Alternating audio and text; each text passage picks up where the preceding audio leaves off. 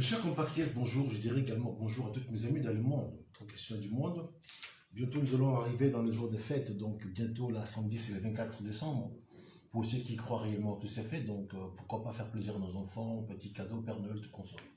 Alors ce matin, j'aurais voulu parler de la mère patrie, donc permettez-moi d'allumer des importants pour voir réellement qui sont rentrés avec moi. Vous savez, je suis celui qui coupe encore du bois et qui porte son nom, ce qui fait que je peux démarrer rapidement avant l'air ou bien après l'air, mais sans trop tarder pour ne pas non plus bloquer ma journée. Hein, vous savez que dans ce pays, quand on dirige, le temps c'est de l'argent. Alors permettez-moi de rentrer dans mon direct de ce matin pour voir qui sont rentrés avec moi déjà. Alors je vais rentrer pour voir. Alors maman Brazine, bonjour à vous, gros bisous maman, je vous demande de partager s'il vous plaît. Voilà, vous êtes la première personne à rentrer. Maman, je vous souhaite un bon jeudi. Voilà, la semaine vient de commencer. L'objectif est que nous puissions être partout pour que le message puisse arriver à qui le droit. Maman Brazil, donc partagez s'il vous plaît. Faites venir des gens dans vos contacts si vous avez quelques contacts pour que nous puissions réellement faire passer le message rapidement. Voilà, donc ce matin c'est vrai, j'ai commencé là, il est quoi? Il est 8h55. Bon, vaut mieux commencer tôt que démarrer ou tard, voilà mes chers amis. Vous savez que moi, vous n'allez pas me prendre à partie puisque je suis celui qui coupe encore du bois. Donc considérez-moi comme un bûcher, un bûcheron qui va couper encore, gérer ses arbres. Je vais aller battre mes arbres pour que je puisse me chauffer le soir en même temps pour pouvoir cuisiner. Alors ce matin, j'aurais voulu que nous puissions parler de la mère patrie, donc je parlerai du Congo. Et puis au passage, je glisserai quelques mots pour l'Afrique. Bon, bientôt aussi, c'est le jour des fêtes. Mes pensées vont réellement à tous les enfants de nos terres promises, mais qui vont peut-être passer ces fêtes, mais sans grand-chose, puisque les parents, ils ont peut-être travaillé, mais le gouvernement, entre parenthèses, n'a pas payé ces personnes. Donc mes pensées vont ce matin à toutes ces familles qui sont dans le besoin, qui auront peut-être besoin d'être assistées. Mais on est dans des pays où le gouvernement central ne pense pas aux petits peuples. Alors que quand ces peuples-là arrivent ici dans ce pays-là, tout le monde dans ce jour de fête a de quoi manger. Chaque enfant dans sa maison, il a un petit cadeau. Puisque, bon, ce sont des fêtes commerciales, mais ça fait plaisir aux enfants. Alors ce matin, j'aurais voulu que nous puissions parler de la résolution 2667, que l'ONU avait frappé l'embargo géré au Congo pour les achats d'armes. C'est là où j'aurais voulu aider les autorités congolaises, parce que moi j'ai la chance de voler plus haut. Donc comme on dit des fois, un train dans son passage peut cacher un autre. C'est là où moi j'ai travaillé pour vous les autorités congolaises. Hein, voilà, j'ai eu ma planche et mon stylo est encore là. J'aurais voulu un peu vous ouvrir un peu les oreilles, vraiment les oreilles, parce que j'ai l'impression que vous n'écoutez pas, vos yeux sont fermés. Dans ces résolutions que l'ONU vient de faire lever d'embargo sur les achats d'armes au Congo, mais avant cela, moi je suis celui qui s'y réfère quand même à l'histoire. Je ne vais pas commencer à tabler sur des choses si je ne me réfère pas dans le passé. Mes chers amis, j'aurais voulu vous aider. Cet embargo a été frappé au Congo depuis 2000. Le Congo ou le Zaïre, Mobutu a été agressé en 1997. Cette agression a été maquillée en libération quelconque. Donc depuis 1997, dans l'ex-Zaïre, il y a eu des groupes armés qui ont élu domicile. En commençant par les réfugiés qui ont fui la guerre des Hutus et Tutsis du Rwanda, où c'est même, à l'ONU, les mêmes, personnes qui ont laissé les gens qui fouillaient la guerre du Rwanda rentrer au Congo avec armement, munitions. Alors que ces mêmes personnes, ils étaient dans l'obligation de dire, ok, on veut vous donner l'asile, bien sûr, mais dans ces cas, toutes les armes ne rentreront pas au Congo. Ils ont laissé les gens fuir le Rwanda avec armes et armement. Et des voitures de guerre, des camions de guerre, tout ce que vous voulez. Ils ont traversé avec. Les HR, ils n'ont pas trouvé bon de désarmer ces gens-là, allaient rentrer au Congo. Alors qu'ils avaient le choix. Les gens sont rentrés avec armement. Et c'est par là le problème des groupes armés du Congo a commencé. C'est qu'ils ont fui la guerre. C'est qu'ils ont fui la prise de pouvoir des Kagame. Ils se sont retrouvés au Congo. Avec l'armement et tout consort. De temps à autre, comme ils veulent leur pays, ils allaient faire des inscriptions de l'autre côté pour attaquer le Rwanda, pour attaquer le pouvoir des Kagame qui les a fait chasser un peu malement. Voilà d'où le problème des groupes armés a commencé au Congo. Les mêmes groupes qui ont accepté que les groupes armés, ou bien les gens qui ont fui la guerre au Rwanda rentrent chez nous avec des armements, ils ont obligé à Mobutu à l'époque, quand il a reçu les réfugiés, de créer des espaces pour les réfugiés. Ok, ça peut se comprendre, quand on reçoit les gens, il faut les espaces. Mais non seulement, au lieu que ça reste juste pour les espaces, pour des familles, les groupes armés qui ont vu le jour, eux, il faut leur donner des espaces, ce qu'on appelle des zones tampons. De 97 jusqu'à 2000, dans une vitesse V, on s'est retrouvé avec plusieurs groupes armés, avec les appellations où chacun revendique ce qu'on ne connaît pas. L'ONI, la MONUSCO, qui demandait au gouvernement central congolais, ces gens-là, ils sont là, nous on sait qu'ils sont là, nous on a un travail d'aller les répertorier, mais vous, vous devez les laisser ici, les cantonnements.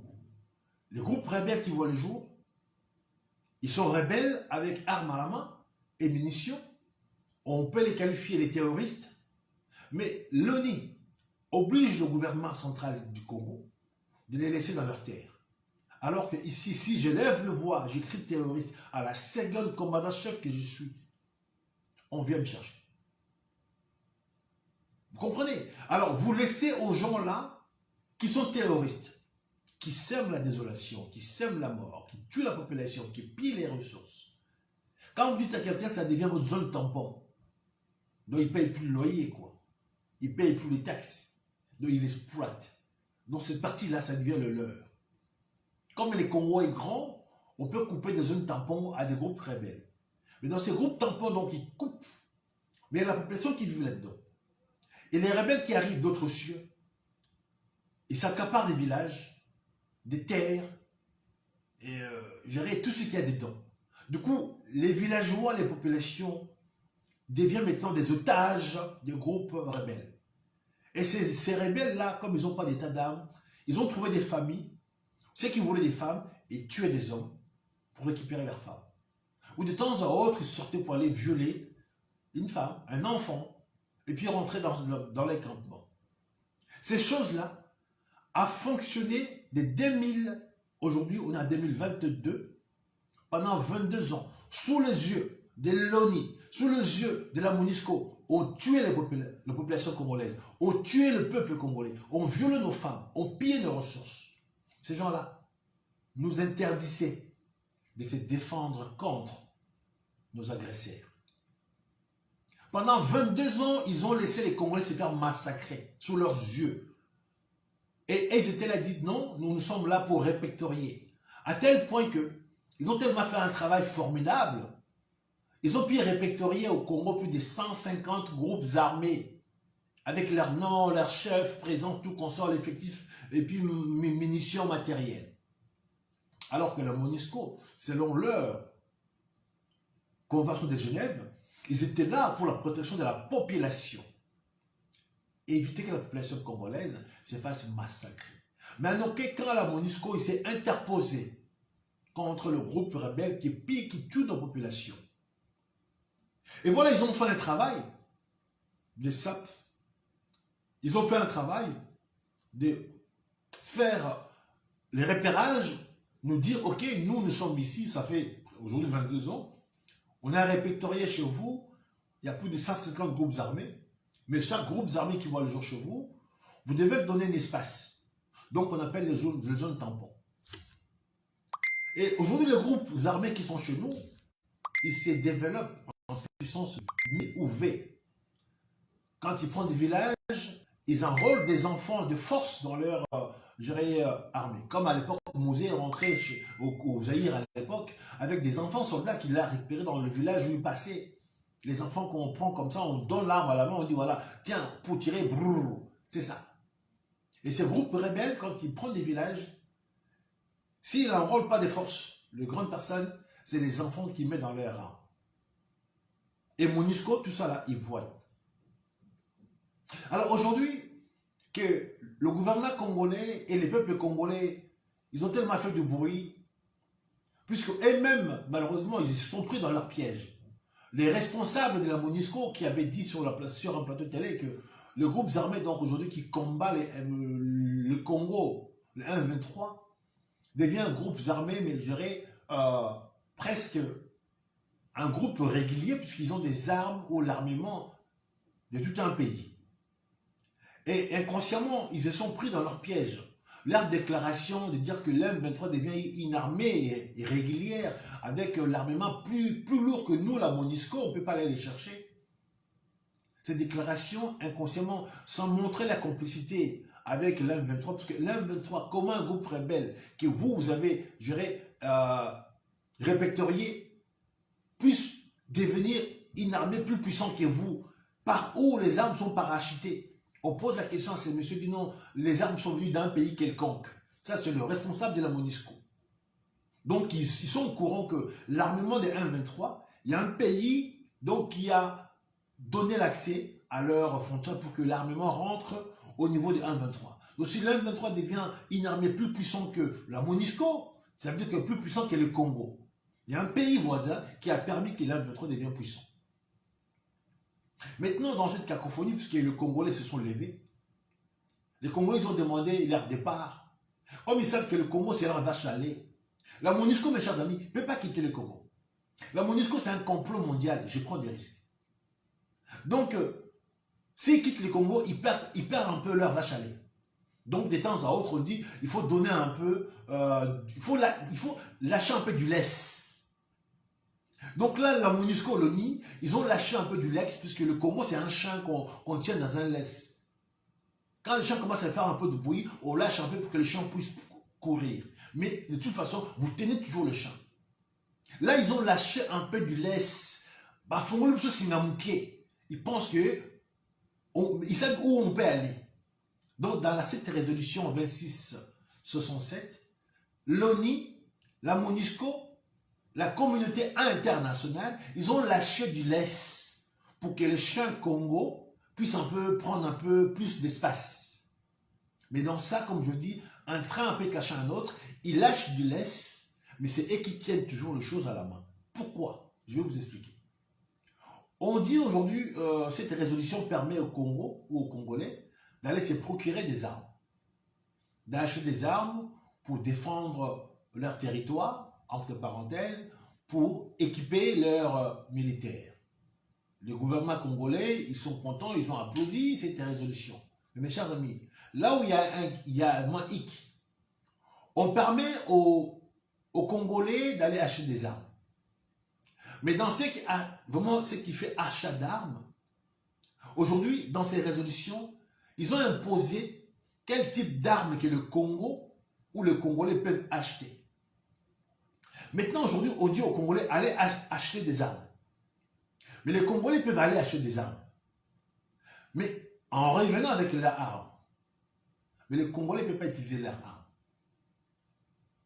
Les mêmes MONUSCO, les mêmes LONI, la même communauté internationale, c'est eux aussi qui sont les fabricants d'armes ou les vendeurs d'armes. Donc, comme on dit maintenant, ok, le Congolais, il faut que vous puissiez aller acheter des armes. Donc, il voudra bien quand même que le Congolais vienne chez eux encore pour acheter les armes. Ça fait partie de l'obligation. Vous voulez des armes, venez acheter chez nous. Donc, si vous ne pouvez pas acheter des armes, dans ces cas, nous, on vous donne des armes. Mais contre les exploitations de vos minéraux, on ne sait pas jusqu'à quand. Comme Kabila s'est fait avoir avec l'histoire de 5 chantiers. Kabila a fait appel à des Chinois en disant que je veux que vous puissiez me construire des routes. Sans faire une bonne estimation, combien revient une route, autant de kilomètres, quel genre de route, quelle épaisseur tout consort. Kabila a dit, voici la ville, ouvrez-moi seulement de voies, jetez-moi le goudron pour faire joli au peuple congolais et vous exploitez les minéraux autant que vous voulez. Les Chinois ont dit, mais très bien. Les Chinois sont arrivés, Ils ont cassé des maisons des gens, ils ont ouvert des voies, ils ont jeté le goudron sans épaisseur, sans gradient, sans tout ça, sans penser, je dirais, au tonnage ou des voitures, des camions qui vont passer. Ils ont fait que du feu, du tape à l'œil. Les Congolais ont vu des goudrons partout, mais sans épaisseur. Les Congolais ont vu des caniveaux, mais sans boucher et sans fermer. Les Congolais ont dit oui, Kabila a fait les 5 chantiers. Pendant ça, vous savez également combien de Chinois ils ont exploité les minéraux du Congo pendant 18 ans? La quantité que les Chinois ils ont extrait des minéraux contre les 5 chantiers de Kabila. Moi, je parle 18 ans de Kabila, les 5 chantiers a donné quoi au peuple congolais? Quand il pleut, on ne peut pas sortir chez soi. Les routes où il n'y a pas de caniveau, les routes où il n'y a pas d'épaisseur. Donc les Congolais s'est fait avoir dans toute la ligne. Kabila, il a cru être malin. Oui, faites-moi des routes, mais ok, on vous fera des routes à 2 cm d'épaisseur. Dans ce cas, je pourrais faire toute la ligne, tous les pays, si je fais que 2 cm. Mais quand un camion passe à 2 ou 3 fois, la route va se casser. C'est ce qui s'est passé au Congo. Les Congolais et Kabila, comme ils sortaient de la brousse, ils ont vu que du feu. La route vraiment épaisseur de 2 cm. Les Chinois ont jeté le goudron noir partout. Et quand il y a eu la pluie 2 ou 3 fois, le goudron est parti. Et pendant ça, ils exploitaient les minéraux du Congo. Ils l'ont exploité pendant 18 ans. Mettons dans l'histoire de cette résolution 2667, il dit aux Congolais, on vous permet d'aller acheter des armes. Mais les armes en question, qui sont les vendeurs d'armes? Qui sont les fabricants d'armes? C'est eux-mêmes. Donc on dira aux Congolais, ok, on vous a permis d'acheter les armes. Donc venez chez nous acheter les armes. Donc les Congolais, dans la caisse de l'État, on n'a pas un budget. Le Congo a un budget de 9 milliards. Je ne vois pas un pays qui a un budget de 9 milliards pour acheter des armes. Annuel, hein, le Congo a 9 milliards. Alors que la MONUSCO, avec 13 000 hommes qui font notre sécurité, la MONUSCO a un budget de 22 milliards. Des frais de fonctionnement. La MONUSCO, il a plus d'argent que tout un pays, le Congo. Alors la MONUSCO, ce sont nos gardiens. Ils sont là pour veiller sur notre sécurité. Si on pose la question au Congo, vous savez, d'où sont les budgets de MONUSCO? Les 22 milliards qu'on paye à MONUSCO, vous savez qui les paye? Ce n'est pas la communauté internationale, c'est les Congos qui payent ces gens-là. Ok? La MONUSCO au Congo, ce n'est pas les Européens qui payent la MONUSCO, c'est les Congolais qui payent la MONUSCO, mes chers amis. Donc, eux-mêmes, ils s'est fait payer, mais vachement cher. Ils ont un budget 3 fois le budget congolais. Le Congo a un budget de 9 milliards.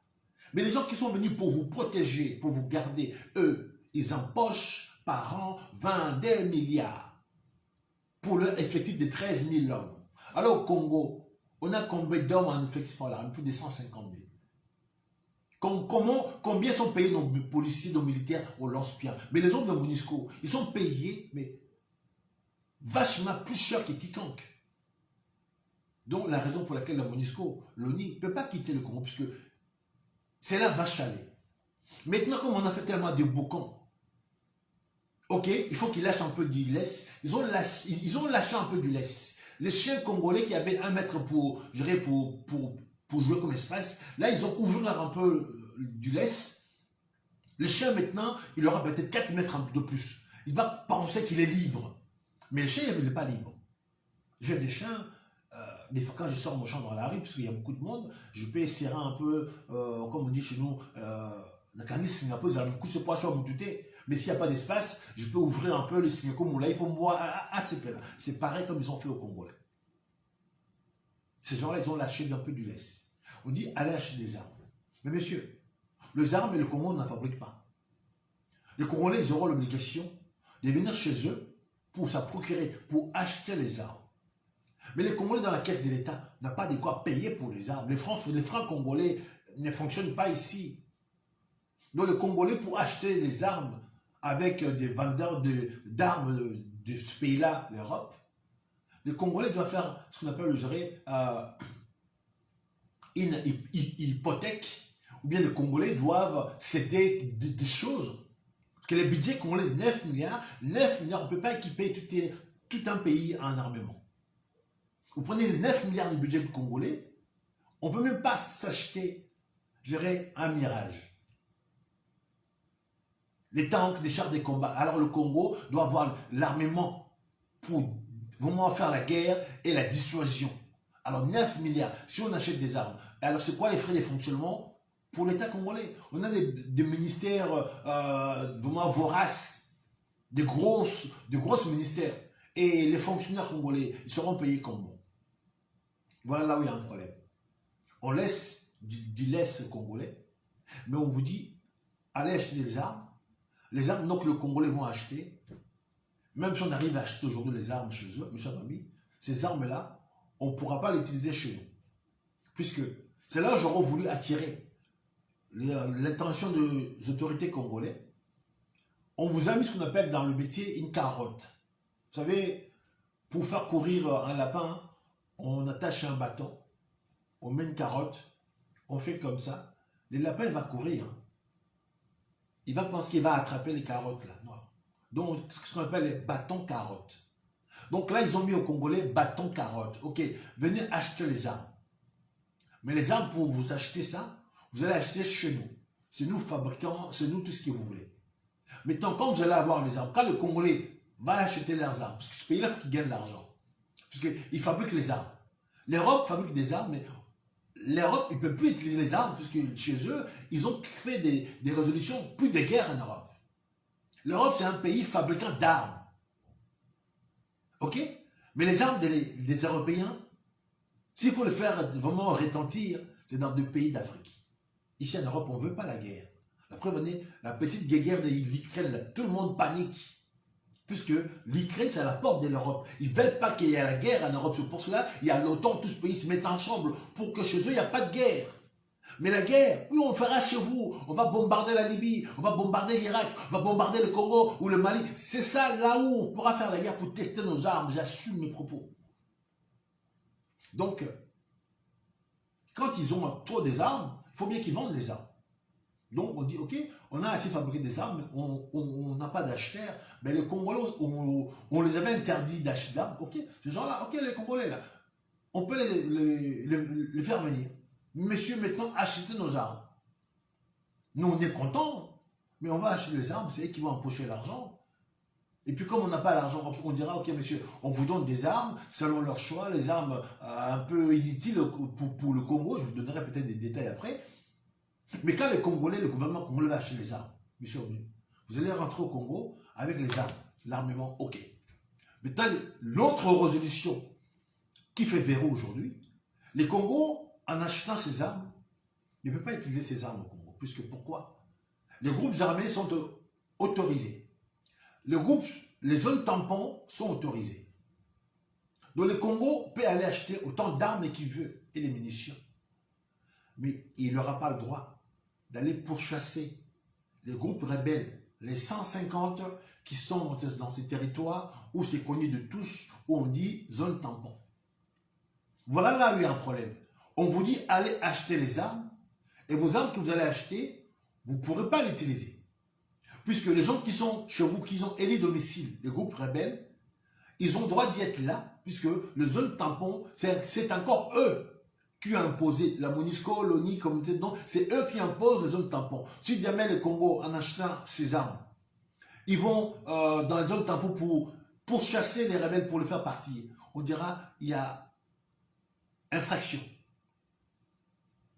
Puisque à l'époque, quand les groupes armés voyaient le jour au Congo, là, qui s'aimait la désolation, vraiment la mort, au lieu de permettre au gouvernement congolais de se procurer les armes pour la pourchasser chez eux, ils ont dit non, si on laisse les Congolais acheter les armes, il y aura la guerre. Dans ces cas, vous manquez des armes, quand eux seulement ils auront des armes pour que vous ne puissiez pas se défendre.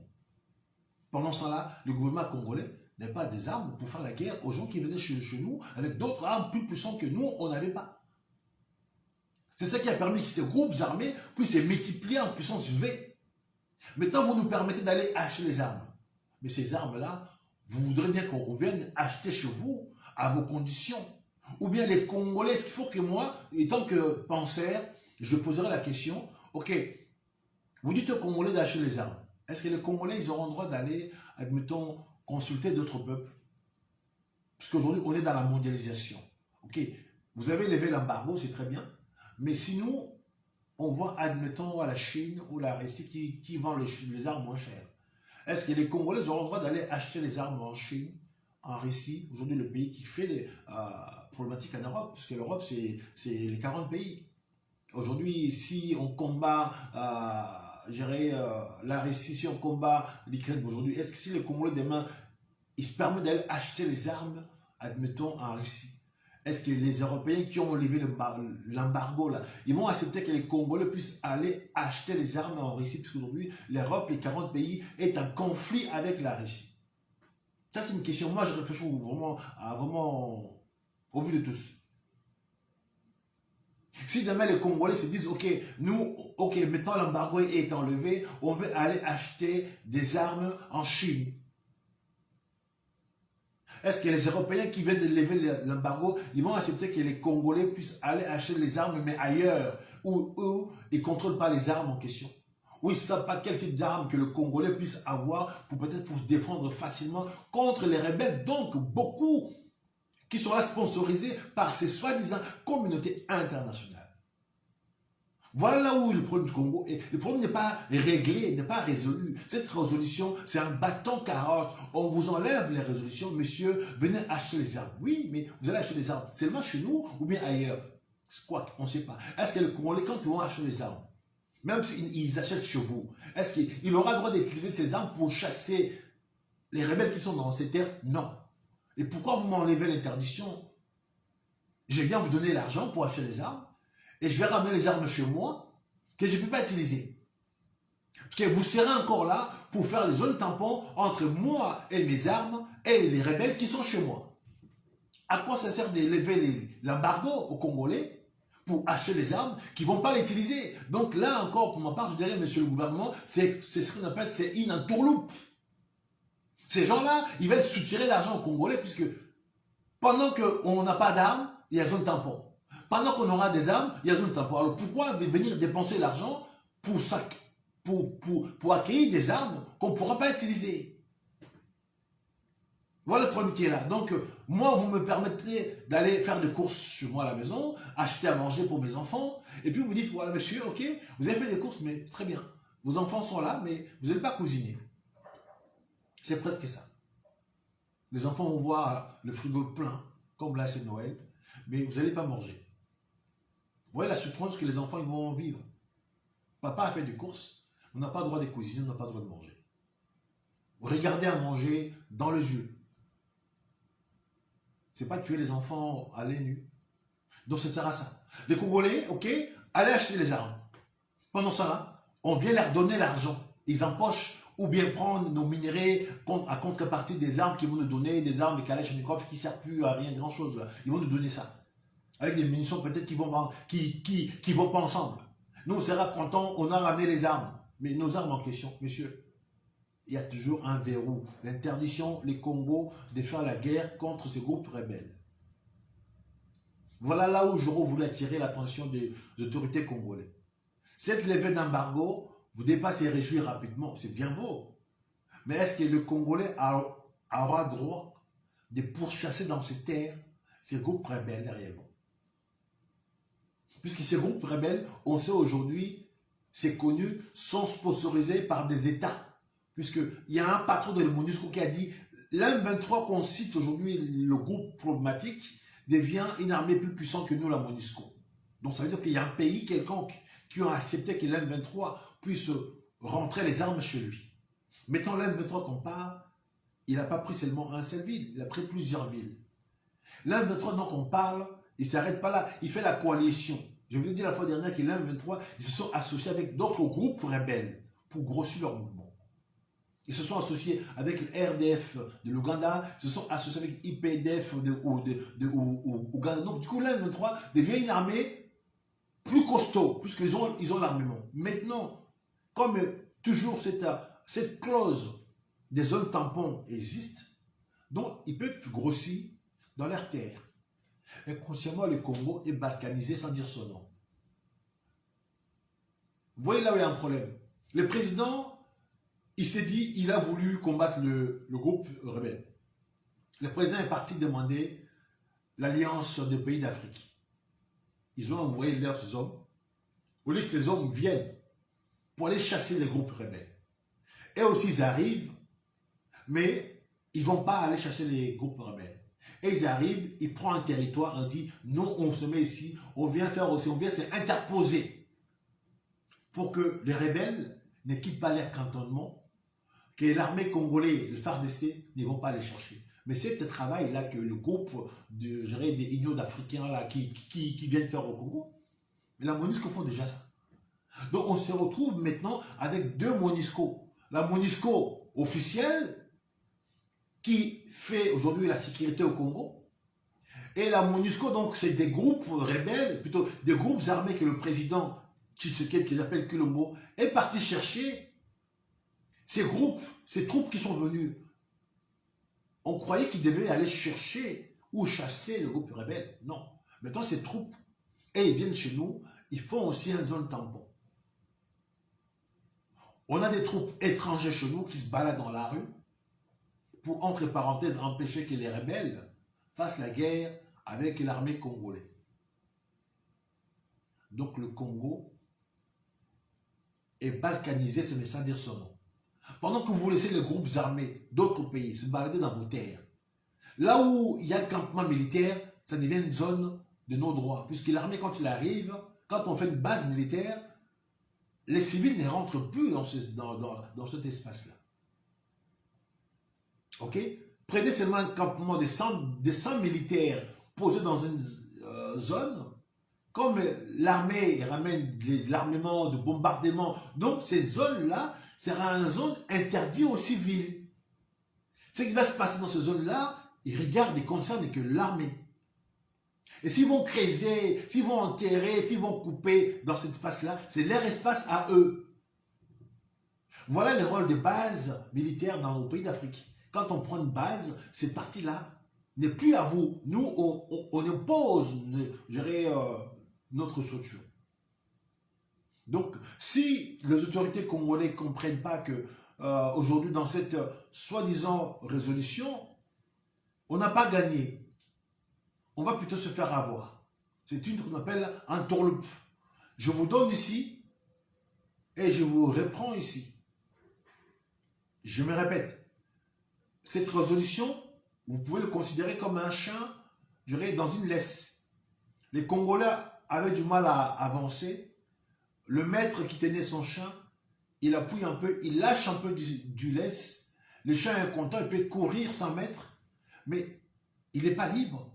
Quand il veut, il va appuyer sur le bouton, le chien va revenir. Ici, on a des laisses dans un bobine.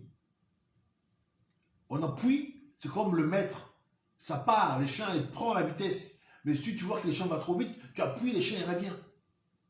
Moi qui garde les chiens, je connais. Donc j'ai des chiens chez moi ici. Donc c'est pareil. Dans le Congo, aujourd'hui, on vient de vous lâcher un peu du laisse pour avoir l'espace. Mais dans cette action, le gouvernement congolais, vous applaudissez, mais malement et rapidement pour rien, puisqu'aujourd'hui, cet embargo est levé. Mais le problème du Congo aujourd'hui, où les assassinats ou le viol ne sera pas réglé. L'armée congolaise aura des armes. L'aura des armes, est-ce que peut-être au jour d'aujourd'hui, c'est là où j'aurais voulu que l'armée congolaise ou le gouvernement congolais puisse entourer vraiment des experts en la matière. Dans cette levée d'embargo pour que le Congo puisse acheter des armes. Qui sont les spécialistes congolais qui vont vraiment s'approcher du gouvernement congolais pour dire, ok, on est au XXIe siècle, pour que le Congo devienne puissant, pour que le Congo retrouve sa place, sa lettre de noblesse dans l'Afrique, il faut que le Congo puisse vraiment enquérir tel type d'armes. Ça. Qui est vraiment comme spécialiste du Congo qui pourra guider les Congos à pouvoir acheter les armes qu'il faut. Parce qu'aujourd'hui, on est au XXIe siècle, les Congo, les grands pays, avec toutes les richesses, c'est pas se protéger, c'est défendre d'abord. Allez comprendre le pays où il y a tous les minerais du monde, et ce pays-là ne peut pas se défendre. Donc, ce sera un pays toujours vulnérable. Alors que c'est le premier pays au monde doit être protégé, puisque c'est là où il y a toutes les armes. Vous imaginez, au Congo, il y a l'uranium. De quoi on fait des bombes? Ok? Demain, quiconque qui veut faire des bombes, là, un terroriste qui veut des bombes, il va au Congo, il peut trouver l'uranium, il fait des bombes. Alors que le pays comme le Congo, ça doit être un pays protégé puisqu'il y a des matières sensibles où on peut raser le monde aujourd'hui. La bombe nucléaire est sortie du Congo. Allez comprendre le pays où la bombe nucléaire est sortie, ce pays n'est pas protégé. À qui a profité cette négligence? Alors que si on permet les Congos d'être protégés, puisqu'il y a des minéraux sensibles, le monde sera en paix, puisque quiconque qui pourra fabriquer les bombes nucléaires sans passer par le Congo? Qui pourra fabriquer la bombe nucléaire sans passer par le Congo? Qui pourra avoir des voitures électriques avec des batteries puissantes sans passer par le Congo? Qui pourra avoir des portables et tout ça là, sans passer par le Congo? Le Congo, c'est un réservoir, c'est un pays où il faut qu'il se soit protégé en premier lieu. Si le Congo est protégé, le monde sera tranquille, puisque tout le monde qui veut profiter du Congo, ils vont continuer à profiter. Mais par contre, ces gens-là, ça ne les intéresse pas que le Congo soit protégé. Puisque si le Congo est protégé, ben on va un peu faire la régulation, on va régler les choses. On va dire, prendre un peu, donc du coup, il y aura surveillance. Donc, du coup, dans cette désordre, dans ces chaos, dans les chaos, il peut naître cette journée de l'ordre mal donné. Les gens profitent du Congo sans modération.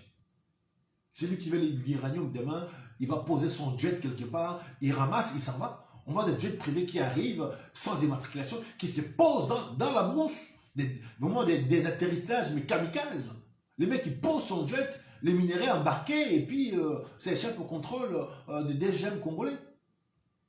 On a des pistes d'atterrissage partout, alors que le pays qu'on doit sécuriser, puisque tout ce qui sort là, si c'était enregistré, le Congo gagnerait l'argent, les pays voisins pourraient en profiter. Mais maintenant, l'objectif est que le Congo reste dans un chaos pour que ces gens-là profitent. Donc, si le président, ils ne comprennent pas ça, aller chercher des armées étrangères pour protéger le Congo, ces armées-là, quand ils vont venir au Congo, ils vont piller, ils vont violer les femmes. Le groupe rebelle, quand ils sont chez nous, on arrive à répertorier plus de 150 groupes rebelles, et puis on leur dit non, monsieur, vous avez le droit de rester. Mais vous voulez qu'ils partent pourquoi? Même si demain le Congo va acheter les armes, est-ce que le groupe rebelle partira d'elle-même? Non, puisque un rebelle, avant qu'il parte, il faut qu'il attende le bruit de gérer des armes. Mais les armes que le Congolais va acheter, ces armes-là, on ne pourra pas les utiliser. Le groupe tampon continuera. Donc on va dépenser l'argent pour des choses qu'on ne va pas l'utiliser. On aura des armes qu'on ne pourra pas utiliser pour chasser les rebelles qui sont chez nous. Donc on ne pourra pas protéger nos populations face aux rebelles qui violent nos femmes, qui pillent nos ressources. Malgré la résolution 2667 vient d'être élevée, ça ne nous apportera rien si à si longtemps les zones tampons existent. Donc le gouvernement congolais doit maintenant faire les pieds et les mains pour que les zones tampons soient interdites au Congo, qu'on refuse des espaces à des groupes armés. Quiconque a une arme, il faut qu'on vienne chercher. Si on fait cela, les groupes rebelles n'auront plus gérer le sol, l'arrière-base. Le Congo pourra, le soldat congolais pourra sécuriser toute son frontière, tout son étendue. Mais si longtemps la MONUSCO nous impose des zones tampons, nos achats d'armes vont servir à quoi? Voilà là où j'aurais voulu que le politique congolais comprenne. Voilà pour vous montrer un peu quelques choses importantes comme envoyer. Le groupe rebelle, donc aujourd'hui qu'on appelle le 1-23, l'un responsable a fait une déclaration récemment là. C'est à Lingala, mais après je vais peut-être expliquer. Hein.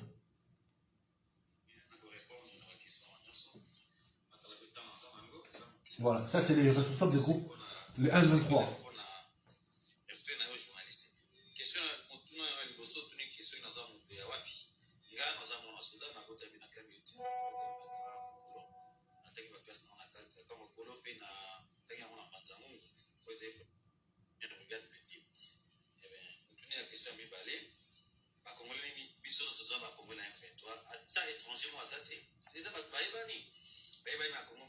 Président, vice-président, secrétaire exécutif, il y a un colonel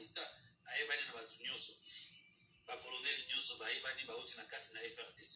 oyo boyokaka eza mambi malokuta tuni motuna na misato toza mouvement ni rebelle ni terroriste biso toza barebelle te nanu tosinya te tokota na rébellion na kati na gouvernement oyo te toyokanaka toza na baaccord signé na gouvernement en 2012 2013 pardon tosignaki baaccord 2020 na Tshisekedi tosigne baaccord toza bamouvement oyo ezoréclame nde baaccord tosignaki na bagouvernement congolais toza toloba te keno biso tokoti na rébellion na gouvernement te na tolobeli okanga te toza mpe baterroriste te puisque terroriste akozala na nini na accord na gouvernement te biso toza na baaccord na gouvernement tokoza baterroriste te toyei kosala na Tshisekedi ndenge bato mini bayebi ntango toyokanaka nde na makambo ebele tosinaki nde baaccord ya nini avant tani akozwa pouvoir kabila soki azwi troisième mandat tokobeta kabila ye akozwa tokopesa pouvoir toyokanaka soki akomi na politique tokontinue na armée ntango abebiso na Kinshasa tosali 14 mois na Kinshasa apesi biso résistance kitoko mamoso kitoko tovandi 14 mois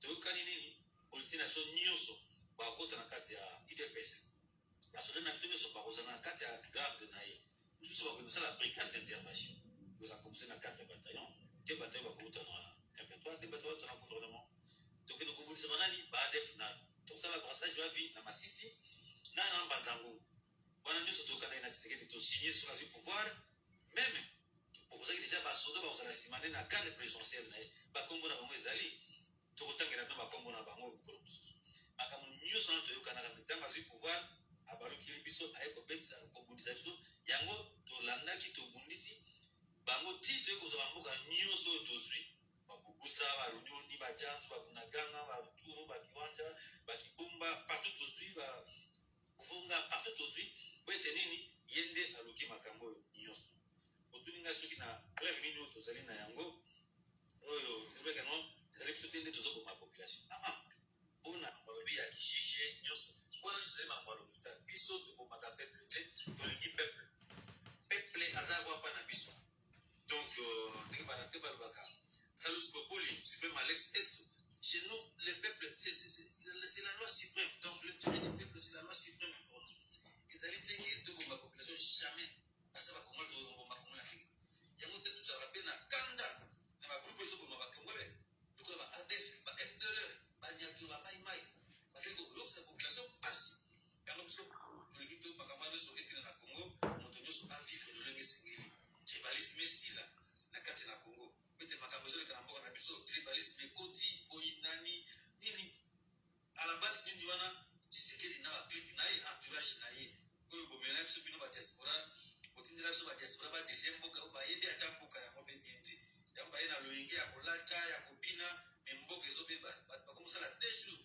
sa kozanga kolia baprisonnier bazolia poso na etabe mpo bavivre balabala eza te nzela eza te yango biso tozoluka makambo nyonso échange otuni biso mission na biso makambo nyonso efe échange na kati na congo tokovivre boye te bango bazotomboka bandako na bapoto na badubai bazosomba bamituka ndenge na ndenge député salaire 21 000 $, président soki asena 120 quelques mille $. Bongo sikoyo tala enseignant azotouche combien soda azotouche combien soda ya kongo azozanga na sapata olanda tedie pasuka soda azolela nzala azoteka même arme na badef mpona azwa molia fateka na arme na masasi soda ya kongo atekaka ma arme mais bato bayebisaka no makambo eza lokuta puiske oyo bazodirige biso mboka ezokende ndenge sécurité mboka kure ezalaka te balabala eza te mission na biso na M23 ifo tobongisa mauvaise gouvernance yango nde lekeli biso makambo nyonso oyina na so ekoti nzala ekoti eza mpona mauvaise gouvernance toza na manque de leadership toza na bapolitike te bapolitike ya kongo miyibi bango balingi koyuzwa mbongo kotonga na poto bana batanga na poto bavivre bien mais population tellement pauvre yango M23 tolingi makambo wana nyonso ifo mabongwa makambo achange bakongole nyonso tosangana esika moko tosa vivre na paix bango bazolinga nde désordre continue yango bakosi badiscours ya haine kokosa bato ke o non ezali barwandais ezali baugandais bazobundisa bayebi ke tosinya na bango baaccord bayebi biso bien uganda azalaki rwanda azalaki mais fo bakosa bakongolais po ete kongolais elinga bango bavote bango lisusu nde otala makambo mpenza na bokimia komona biso ezala Museveni ezala Kagame ata motu moko asotenela biso te tobandaki révolution na biso na 5 armes kaka 5 armes nde tobandaka révolution na biso. Bon, mes chers amis, Voilà, je viens de vous faire entendre ces fameux majors de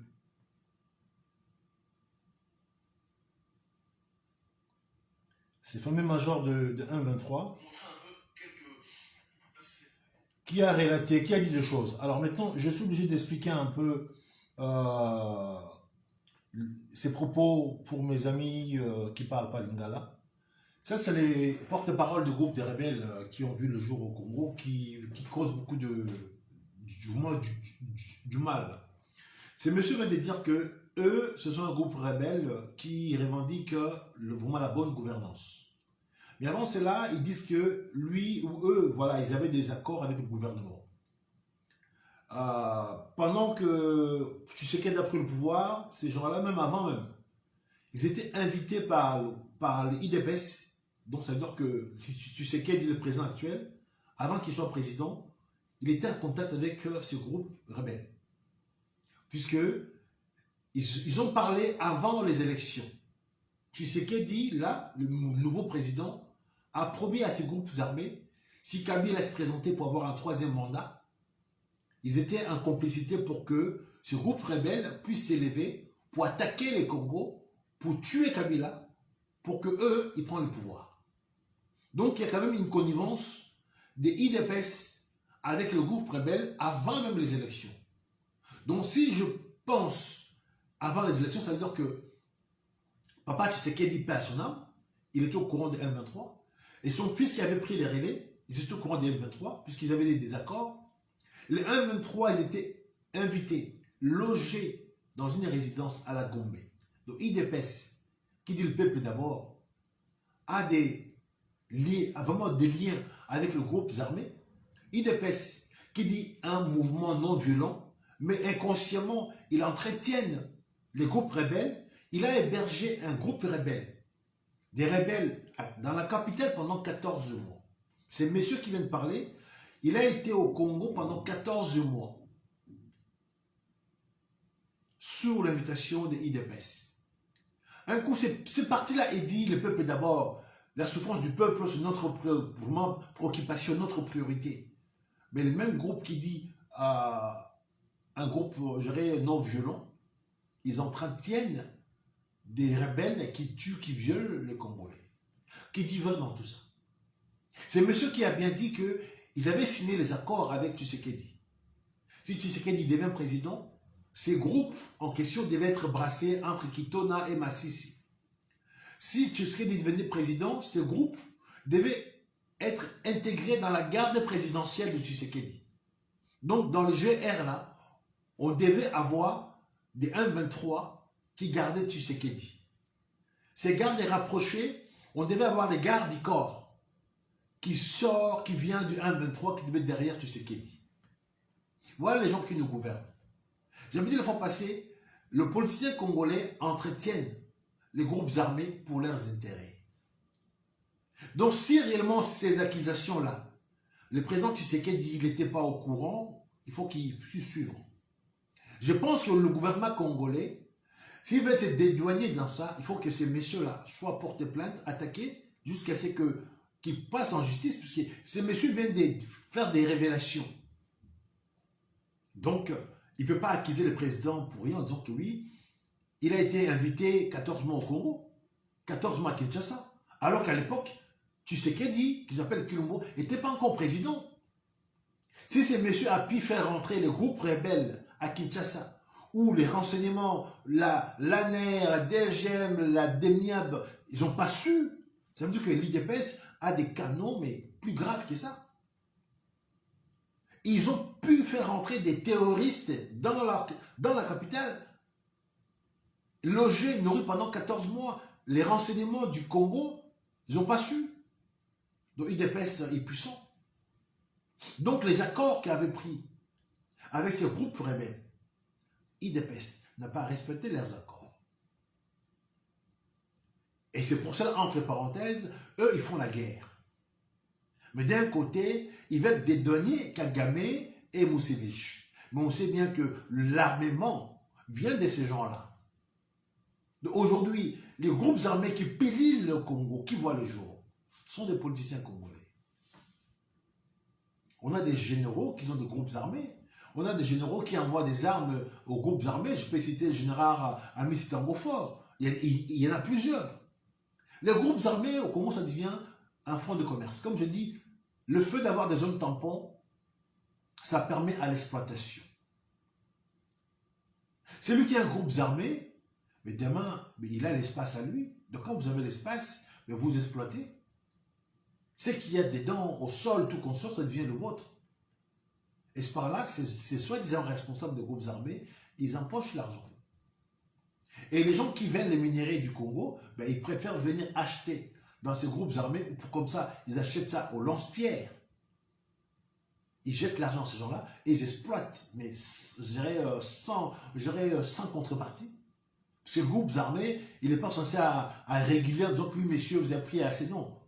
Vous êtes rebelle, je ramène une valise de billets, moi j'exploite. Mais la quantité que j'exploite, ça ne vous regarde pas. Comme on s'est fait avoir avec les 5 chantiers. Kabila a dit 5 chantiers, les Chinois sont venus, ils ont jeté le goudron. Mais la quantité qu'ils ont exploité les minéraux congolais, les Congolais n'ont pas su voir ou regarder. Voilà le problème du Congo, c'est ça. Les autorités congolaises, ils croient malin. Ils bradent notre souveraineté, ils bradent les pays pour des billets de banque. Pendant ce temps-là qu'ils ont bradé notre pays, parce que le groupe armé, quand il prend des territoires, mais ça ne s'arrête pas là. Il y a l'exploitation, mais illicite, et les minéraux sont vendus, mais au lance-pierre. Et de l'autre côté, ces gens-là, les rebelles, comme ce sont des hommes, quand ils ont besoin des hommes, ils vont chercher les femmes des autres. Ça ne s'arrête pas là, seulement les viols, et tuer en même temps, piller les paysans, voler leur bétail. Donc, l'homme politique congolais, il cause du tort à sa propre population. Voilà, les messieurs viennent de dire que allez comprendre un député ou le payer à 21 000 $. D'un coup, ces messieurs c'est un rebelle, mais il n'est pas aussi con. Si les députés touchent 21 000 $, mais le policier qui doit sécuriser le pays n'a pas 100 $, les militaires que vous allez envoyer au front pour nous faire la guerre contre nous n'a pas 100 $, mais qui trompe qui? Donc, le problème du Congo aujourd'hui, ce sont des politiciens. Il a bien dit encore que le président Tshisekedi a ramené des gens de l'Europe, les diasporas, que moi j'appelle les diasporis. Au lieu que ces gens-là travaillent réellement pour le Congo, ils pillent le Congo, ils volent, ils s'achètent des vêtements, ils font la fête, ils boivent, ils s'amusent, et c'est tout. Les peuples congolais, ils voient Walou, Kedan. Non, le problème du Congo, j'ai toujours dit, c'est cette classe politique, moi pas, est à éradiquer, à raser. C'est la seule façon que le Congo nouveau verra le jour. Il faut que quiconque qui était déjà député déjà pour commencer. Non, il ne doit pas survivre. Là, on fera, sincèrement, je dirais, mais ni rafle. On doit aller chercher chaque député dans sa maison. Ministre, sénateur, quiconque a servi le Congo depuis 1997, il ne doit pas vivre. Je suis désolé, les propos sont choquants. Il ne doit pas vivre, puisqu'il est déjà dans ces combines de faire pour son intérêt et non bâtir la cité, comme Planton a dit. La politique est faite pour bâtir la cité, mais eux, ils ont leur mécanisme. Moi, je me sers d'abord, vous allez vous faire voir. Voilà, mes chers amis, dans quoi le Congo est résolu aujourd'hui. Donc, vous allez aller acheter des armes, mais M. Willy Ngoma et ses amis resteront dans la zone tampon. Donc, les armes que le Congo va acheter va servir à rien. On va dépenser l'argent, on va donner des minéraux ou l'exploitation pour des kalachnikovs rayés qui chauffent, mais les groupes rebelles qui tuent, qui violent, il restera là. En plus, maintenant, ils avancent des arguments, mais les Congolais moins instruits peuvent le croire. C'est monsieur ce qu'il vient de dire, c'est lui qui n'a pas assez des raisonnements pour croire à ce monsieur. Donc, pour dire que, mes chers amis, la jeunesse congolaise, le Congo n'est pas sauvé. Le Congo n'est pas sauvé. Donc, monsieur le gouverneur du Congo, vous pouvez acheter autant d'armes que vous voulez. À si longtemps, il y a encore cette verrou des zones tampons. L'armement qui viendra, où vous allez acheter, ça va tourner dans nos bases. Hein. On verra nos militaires dans la rue avec des nouvelles armes, ils vont faire le beau. Mais ces armes-là ne vont pas aller se faire retentir chez l'ennemi. Donc le viol continuera. Le pillage continuera, le massacre continuera. Donc, ça veut dire qu'on va dépenser l'argent pour que nos soldats paradent dans la rue avec des armes qu'on ne peut pas utiliser contre, je dirais, les ennemis. On verra nos soldats dans la rue avec des armes où on ne peut pas sécuriser le Congo, parce que le Congo, c'est vraiment les cavernes où il y a toutes les richesses. Alors que si on achète des armes pour sécuriser toutes ces richesses, les Congolais pourront profiter. Puisqu'il y a si longtemps, il y aura des zones tampons. Donc on va sécuriser une partie de la ville ou du pays, mais l'autre partie, vraiment le parti le plus important, on ne pourra pas avoir la main dessus. Puisqu'aujourd'hui, le président, je ne sais pas par quel mécanisme, a signé l'accord, l'Est du Congo, là où il y a tous les minéraux stratégiques, il a fait rentrer dans cet état d'Afrique de l'Est. Maintenant, dans ces parties de l'Est, là, on a des militaires, des policiers d'autres pays qui viennent patrouiller, puisque cette partie est presque échappée au Congo. Vous voyez, le parti le plus important du Congo, là, il n'y a plus de minéraux stratégiques, le président décide qu'il rentre dans cette partie d'Afrique de l'Est. Qui sont les conseils du président? Et ça ne s'arrête pas là. Le président dit, on agresse les Congo, il va chercher encore les soldats de ce pays de l'Est pour venir sécuriser le Congo et pour faire encore un zone tampon. Mes chers amis, il y a de quoi être malade au Congo. Je vais m'arrêter là. Il y a des situations qui dépassent l'entendement. Les gens qui gouvernent le Congo, je ne sais pas d'où ils sont sortis. Alors, mes chers amis, je ne vais pas m'éterniser. Je vais aller couper mon bois. Et porte mon nom. Que je me chauffe le soir. Considérez-moi comme un coupeur de palme. Je dois aller monter dans mon arbre pour couper le palmier.